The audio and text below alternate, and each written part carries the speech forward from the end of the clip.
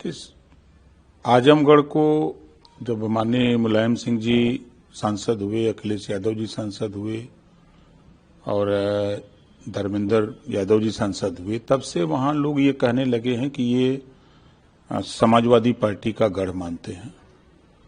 तो भारतीय समाज पार्टी ने वहां जनता इंटर कॉलेज का मैदान है, जिसमें सामाजिक समरसता महारैली 22 फरवरी 2026 को होना है, जिसमें लाखों लोगों के आने का व्यवस्था बनाई जा रही है और काफी पूरे जिले से लोगों को वहां, और 10 विधानसभा है, वहां कम से कम 10,000 प्रबुद्ध वर्ग, जिसको ब्राह्मण कहते हैं, वो आ रहा है। मौर्य है, चौहान है, बिंद है, केवट है, मल्लाह है, राजभर है, नाई है, प्रजापति है, गोंड है, खरवार है। ये हर समाज के लोग उस रैली में शिरकत कर रहे हैं। ये 2027 का जो चुनाव है, उस चुनाव का शंखनाद होगा।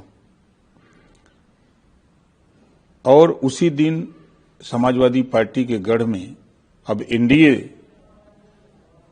अपनी ताकत के साथ उभरेगा और 10 की 10 सीट जीत करके एनडीए की झोली में जनता वहां देगी। ये साबित होगा 22 फरवरी को, जिसको लेकर के पूरे प्रदेश से वहां हमारे जो राष्ट्रीय स्वयं सेना के जो कमांडर हैं वो आ रहे हैं, वो भी अपना प्रदर्शन करेंगे। और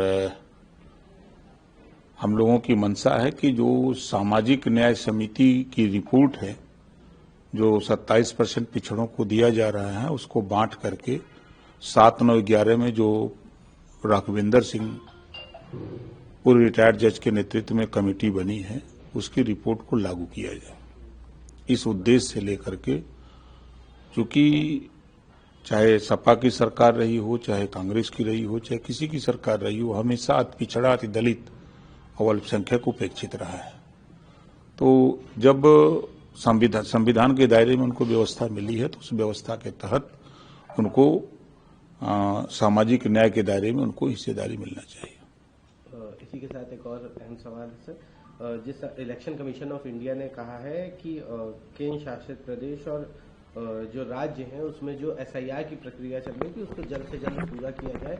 सभी प्रदेशों के निर्वाचन अधिकारियों को ये निर्देश दिए गए कि उसको जो है अप्रैल 2026 के शुरू होने की संभावना है, तो उससे पहले उसको कंप्लीट कर दें।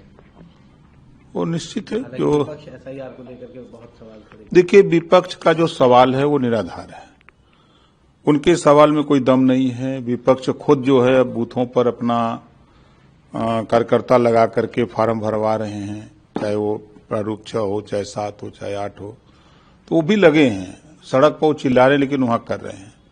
ये विपक्ष की हताशा और निराशा है, क्योंकि इधर चाहे वो मध्य प्रदेश हो, चाहे महाराष्ट्र का चुनाव हो, दिल्ली का चुनाव हो, राजस्थान का चुनाव हो, हरियाणा का चुनाव हो, चाहे बिहार का चुनाव हो, हर चुनाव में विपक्ष को हार का मुंह देखना पड़ा है। इससे सभी लोग भयभीत हैं। तो अभी से वो हताशा और निराशा बता रहे हैं कि चुनाव के बाद हम लोग इस बात को कहने लायक रहे कि हम लोगों का वोट कट गया था, जिस नाते हम लोग हार गए। यही वो चुनाव के बाद देखिएगा कहेंगे, क्योंकि अब ईवीएम की बात पर तो कोई विश्वास कर नहीं रहा है। तो अब इन लोगों ने वही फॉर्म 7 की दुहाई दे रहे हैं। फॉर्म 7 को लेकर के अखिलेश यादव ने बहुत बस उसी की दुहाई दे रहे हैं, ताकि चुनाव के बाद भी वो कह सकें कि देखिए मैं पहले भी कहा था, आज हमारा वोट कट गया, जिसकी वजह से हमारी हार हुई है। सर, एक पिक्चर आई थी कुछ समय पहले, केरला में कुछ लड़कियों को ले जाई गई, कुछ उनके साथ की ही मुस्लिम सहेलियों ने किस तरह से उनको धर्म परिवर्तन करवाया और तमाम चीजें हुई। उसके बाद उन्हें किस तरह से जीवन की प्रताड़ना झेलनी पड़ी। इसका ये बताया गया कि ये जो है एक सच्ची घटना पर आधारित है। इसी की तरह अब दूसरी फिल्म आ रही है, द केरला स्टोरी 2, जिसको लेकर के तमाम कांग्रेसी विरोध कर रहे हैं और अन्य लोग भी, फिल्मों से जुड़े लोग भी इसका बता रहे हैं कि इसमें भ्रामक है, समाज में असमानता का भाव उत्पन्न होगा। तो कैसे देखते हैं आप, क्या लगता है? क्योंकि देखिए, एक फिल्म सेंसर बोर्ड है और वो जो पास करता है तब फिल्म रिलीज होती है। तो अगर उसमें कोई इस प्रकार का दृश्य है कि समाज में उसका गलत मैसेज जाता है, तो जब फिल्म दिखाई जाती है, अगर उस पर आपत्ति आती है तो वो हिस्सा काट के निकाल दिया जाता है। काफी अध्ययन के बाद तब फिल्म रिलीज होती है। तो समाज में किसी तरह के विसंगति न पैदा हो, आपस में भेदभाव न हो, इसको ध्यान में रखते हुए फिल्म सेंसर बोर्ड जो है उसको स्वीकृति देता है। जी, एक सवाल सर ये भी है कि जबलपुर में की ग्रिल तोड़ने के बाद पथराव की घटना हुई जिसमें 2 समूहों के बीच झड़प हो गई। पुलिस ने मौके पर पहुंच के मामले को शांत किया और 15 से अधिक लोगों को गिरफ्तार किया। कुछ उपद्रव करने वाले साथी होते हैं जो उपद्रव करते हैं, तो कानून अपना काम करता है।